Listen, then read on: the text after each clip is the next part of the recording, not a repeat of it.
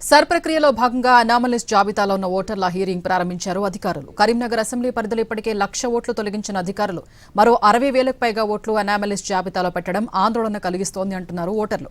నోటీసులు అందుకున్న వారు తప్పకుండా హియరింగ్కి వచ్చి ఆధారాలు చూపించాల్సిందే అంటున్నారు అధికారులు. దీని ద్వారా మరిన్ని ఓట్లు తగ్గిపోయే అవకాశం ఉందని తెలుస్తోంది. మరింత సమాచారం మా ప్రతినిధి భాస్కర్ అందిస్తారు. కరీంనగర్ మున్సిపల్ కార్పొరేషన్ కరీంనగర్ అసెంబ్లీకి సంబంధించి సర్ నోటీసులకు ఎవరైతే ఉన్నారో వాళ్ళని పబ్లిక్ హియరింగ్కు అధికారులు పిలిచారు. దాదాపు 1,00,000కు పైగా ఓట్లు కరీంనగర్ అసెంబ్లీ పరిధిలో తగ్గాయి. అందులో 60,000 మందికి అనామలీస్ జాబితాలో పెట్టారు. వాళ్ళందరూ కూడా తమ ప్రూఫ్లను కానీ ఆధారాలను కానీ తీసుకొని ఇక్కడ హియరింగ్కి హాజరు కమ్మని అధికారులు చెప్పడంతో ఈ రోజు నుంచి హియరింగ్ ప్రారంభమైంది. పెద్ద ఎత్తున జనాలు ఇక్కడికి వచ్చారు. ఒకసారి వాళ్ళని మాట్లాడించే ప్రయత్నం చేద్దాం. బాబు చెప్పే ఎక్కడి నుంచి వచ్చావు? మాది కరీంనగర్ మంకమ్మ తోట 45వ డివిజన్ నుండి మాకు నోటీస్ ఇచ్చారు. ఇక్కడ అన్ని ఏర్పాటు కూడా కరెక్ట్ లేవు. వీళ్ళకే గందరగోళం ఉంది. లోపలికి రమ్మంటారు, బయటకు రమ్మంటారు. ఒకసారి క్యాండిడేట్ ఉండాలంటారు, క్యాండిడేట్ లేకుండా అంటారు, ఫోటో అంటారు. అసలు వీళ్ళకి అవగాహన లేక మాకు ఇబ్బంది పెడుతున్నారు. ఇంతకుముందు ఓటు లేదా? ఓటు ఉన్నది, మొన్న కూడా వేసాము మేము కూడా. ఓటు ఉన్నాయి, అన్ని ఓట్లు ఉన్నాయి, కానీ ప్రింట్ అయింది కూడా. మొన్న 17 తారీఖు ప్రింట్ అయిన బుక్ కూడా వచ్చింది. ఆ బుక్లో కూడా ఉన్న తర్వాత మళ్ళీ నోటీస్ ఇచ్చారు. నోటీస్ ఎందుకు ఇచ్చినట్టు కూడా ఇక్కడ అవగాహన లేక చాలా ఇబ్బంది. చాలా మంది వాళ్ళు ఎందుకు నోటీస్ వచ్చిందంటే అది పేరు తప్పు ఉందని చెప్పి, పేరు అంతకుముందు ఎట్లా ఉంది ఇప్పుడు ఉడిసా మళ్ళీ కూడా ప్రింట్ అయింది. మీరు చెప్పండి. యాక్చువల్గా నేను మా బ్రదర్ది ఇవ్వడానికి వచ్చాను. అయితే మనకు ఎలక్షన్స్ అనేది ఇవి ఒక్కరోజు జరిగేది కాదు, ఎన్నోసార్లు జరిగినాయి. అయితే బిఎల్ఓలు కానీ అధికార పక్షాలు కానీ అధికారంలో ఉన్న వాళ్ళు కానీ ఎవరైనా కానీ పేరు మెన్షన్ చేసినప్పుడు ఐలు ఈలు జైలు అనే ఒక చిన్న లెటర్స్ తప్పు ఉండడం వల్ల కూడా ఇక్కడికి ఈరోజు సర్దిద్దుకోవడానికి రావాల్సి వస్తుంది. యాక్చువల్గా ఇలాంటి కరెక్షన్ అనేది మనం ఎలక్షన్ స్టార్ట్ కావడానికి ఒక నోటిఫికేషన్ ఇచ్చి ఏదైనా కరెక్షన్ చేసుకొని అప్పుడే చెప్పాలి. మీ ఇంట్లో ఎంతమందికి నోటీసులు వచ్చినాయి? సార్ ప్రస్తుతానికి మా బ్రదర్ వాళ్ళకి వచ్చినాయి సార్. ఈ రోజు రమ్మన్నారా?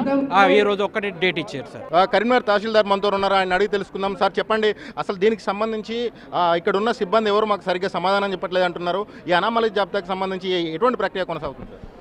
కరీంనగర్ నియోజకవర్గంకి సంబంధించి కరీంనగర్ అసెంబ్లీ కాన్స్టిట్యున్సీలో మనం 2,68,000 డ్రాఫ్ట్ రోల్ పబ్లిష్ చేయడం జరిగింది. అందులో భాగంగా మనకు సుమారు 63,000కు సంబంధించి అనామలీస్ జాబితా కింద మనకు నోటీస్ జనరేట్ చేసి హియరింగ్ కండక్ట్ చేయాల్సిన అవసరం ఉన్నది. కాబట్టి హియరింగ్ కండక్ట్ చేసిన భాగంగా ఈరోజు నోటీస్ 1,00,000 ఓట్లకు పైన తగ్గినట్టున్నాయి కదా సార్? 1,00,000 ఓట్లు అవి కాకుండా ఫైనల్గా మనం 2,68,000 డ్రాఫ్ట్ పబ్లిష్ చేసిన తర్వాత అందులో కొన్ని కరెక్షన్స్ ఉండడం వల్ల డిఫరెన్సెస్, నేమ్లో డిఫరెన్సెస్ కానీ 1,23,000 కూడా అనామలీస్ అంటే 68,000లో అనామలీస్ 63,000 కింద నోటిఫై అయ్యాయి సిస్టమ్ జనరేటర్. కాబట్టి వాటికి సంబంధించి హియరింగ్ కండక్ట్ చేసి ఆ పర్సన్కి సంబంధించి 12 రకాల ఐడెంటిటీ కార్డ్స్ ఏమైతే ఉన్నాయో వాటిలో అవి తీసుకొని హియరింగ్ కండక్ట్ చేసి క్లియర్ చేయడం జరుగుతుంది. అనామలీస్ అంటే ఏంటి సార్? చిన్న నేమ్ కరెక్షన్స్ కానీ, సర్నేమ్ పెళ్లికి ముందు ఒక సర్నేమ్ ఉంటుంది, పెళ్లి తర్వాత ఒక సర్నేమ్ ఉంటుంది.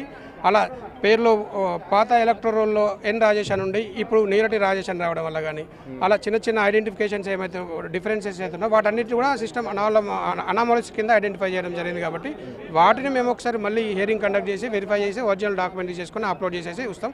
ఇక్కడ ఎవరు టెన్షన్ పడాల్సిన అవసరం లేదు. ఇవన్నీ కూడా జెన్యూన్ ఓటర్ ఎవరు జాబితాలో మీరు నోటీసులు ఇచ్చిన వాళ్ళు ఇక్కడికి వచ్చి హియరింగ్ రాకపోతే వాళ్ళ ఓటు ఉంటుందా పోతుందా? ఖచ్చితంగా హియరింగ్కి రావాల్సిందే. హియరింగ్ అటెండ్ అయిన వాళ్ళ డాక్యుమెంట్స్ తీసేసుకొని వాళ్ళను హియరింగ్ కండక్ట్ చేసి మేము అప్లోడ్ చేయడం జరుగుతుంది. ఫైనల్ రోల్లో వాళ్ళు వస్తారు. అంటే ఇంతకు ముందు పోయిన 1,00,000 ఓట్లకు ఇది అదనంగా సంబంధం లేదు. ఇవి ఓన్లీ అనామలీస్ కింద ఎర్రర్స్ కింద నోటిఫై అయినవి మాత్రమే. దాదాపు 1,60,000 ఓట్లు ఇప్పుడు 1,00,000 ఓట్లు పోయినాయి, 60,000 సస్పెక్టెడ్ జాబితాలో ఉన్నాయి. ఈ 60,000కు మనం ప్రూఫ్ తీసేసుకొని వాళ్ళకు ఓటు ఇచ్చేస్తాం. జెన్యూన్ ఓటర్ ఎవరు కూడా తొలగించడం ఉండదు. జెన్యూన్ కాని ఓటర్స్ ఎవరిని కంటిన్యూ చేయడం కూడా ఉండదు. కొంతమంది ఇప్పుడు దుబాయ్లో ఉన్నారు, కొంతమంది గల్ఫ్, అంటే కరీంనగర్ అంటేనే గల్ఫ్, వాళ్ళ పరిస్థితి ఏంటి సార్?